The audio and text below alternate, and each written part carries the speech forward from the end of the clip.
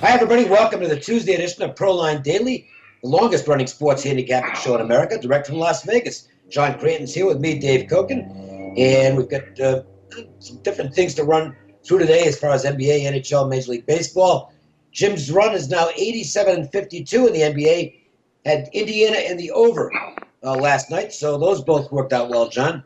Yeah, he's off an 11-5 night with all plays. Didn't get there with the NHL playoff game of the year. That was Washington blowing that late lead, but still perfect 2-0 in the NBA, 11-5 with all plays. And here is Jim's special. He's got a high roller baseball total going on Tuesday. It's $500 online at jimfeist.com, but you can get that with a guarantee for just $29 by calling Tuesday to Jim's offices, 866-546-9467.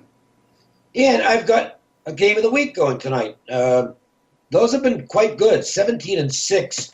That's an all sports run, obviously. They're not all baseball. In fact, I think there's only been one in baseball so far.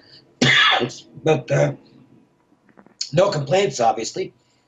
And one goes tonight. It's online. Or you can get it for $25 at 855-472-2577. Game of the week in baseball going tonight. And I have one other side in baseball tonight as well. Probably not going to have anything in the NBA or the NHL. I've got the Canadiens in the series, so there's really not much point in my playing anything on that game. And my other series play is Anaheim, so they're up 3-0. I'm pretty happy with that comeback. Got a nice comeback, yeah. That was a great comeback.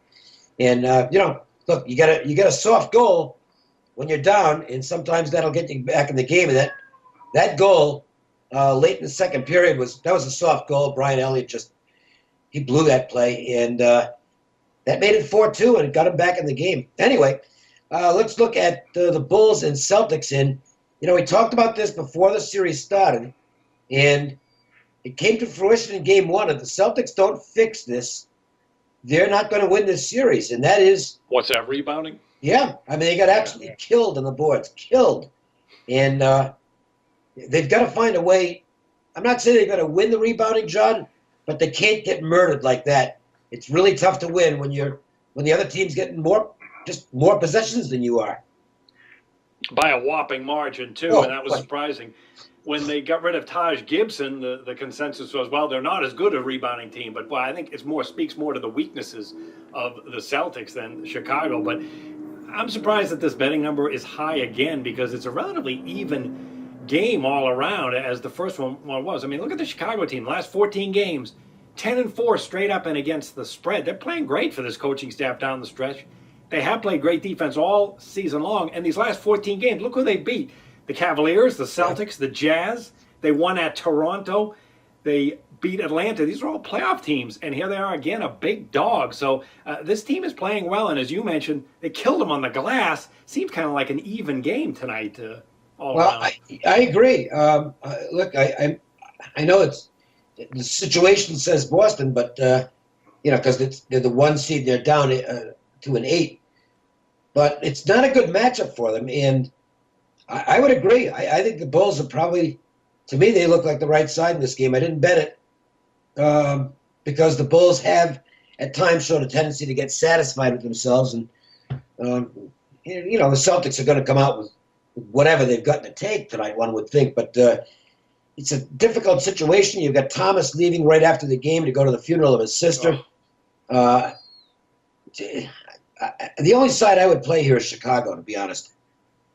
Yeah, and I might take a look at a high-scoring game, too, because both the guard play of Chicago is just exceptional, and Boston can play that up-tempo pace.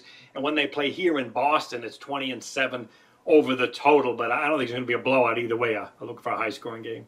I'm going to look at one on the West Coast as well, Utah and the Clippers. And it's a sort of similar situation in that the home team is down 1-0, but it's not an 8 versus 1 either.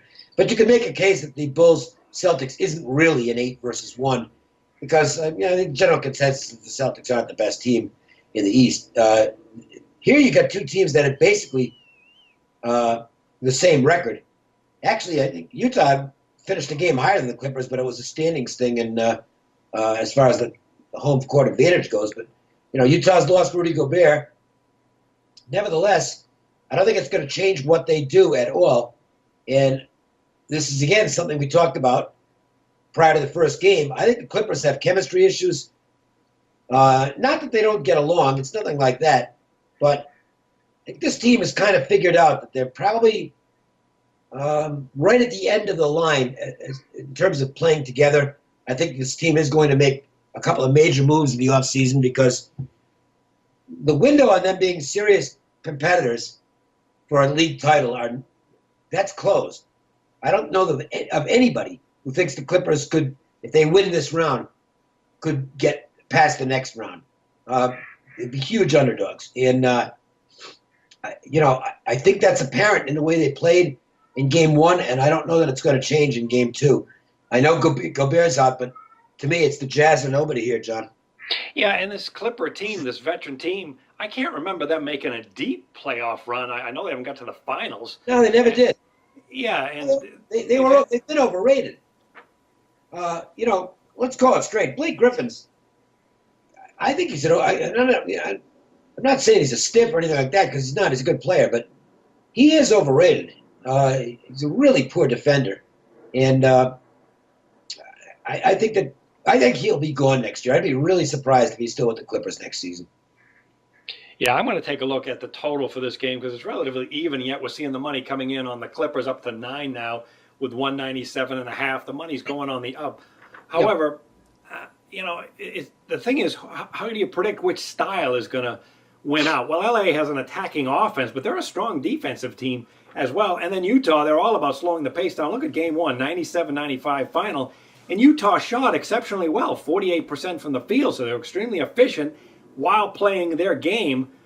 Jazz are also on a 6-3 run under the total. And the Clippers, we have that bad free throw shooting that you mentioned for them in the first game. Yeah. And then their defense, number 11 in field goal shooting defense. They do play hard defensively for Doc Rivers. So I'm looking at a defensive game tonight when the Clippers are at home against a team with a losing road record, 15-5-1 under the total. I think Utah controls the pace.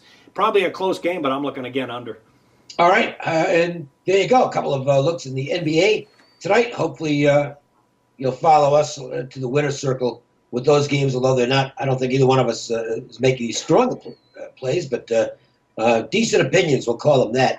Again, $25 for my MLB Game of the Week, and you can get it online, or $25 at 855-472-2577. And Jim has a guaranteed high roller total going tonight, John. That's right, yeah. Baseball total, a high roller play, $500 online at jimfeist.com, along with other plays. However, if you want to get that exclusive play for just $29, call his offices on Tuesday, 866-546-9467. And if you want to get free plays every day and a recorded message, call 888-294-1970. Free plays on tape every day. Yep, and you can get a text game 25827. You get plays sent right to your cell phone from Jim Feist and the game. Free plays every day. Game text 25827. And that'll do it for the Tuesday edition of Proline. We will do it again tomorrow. Thanks for listening. See you.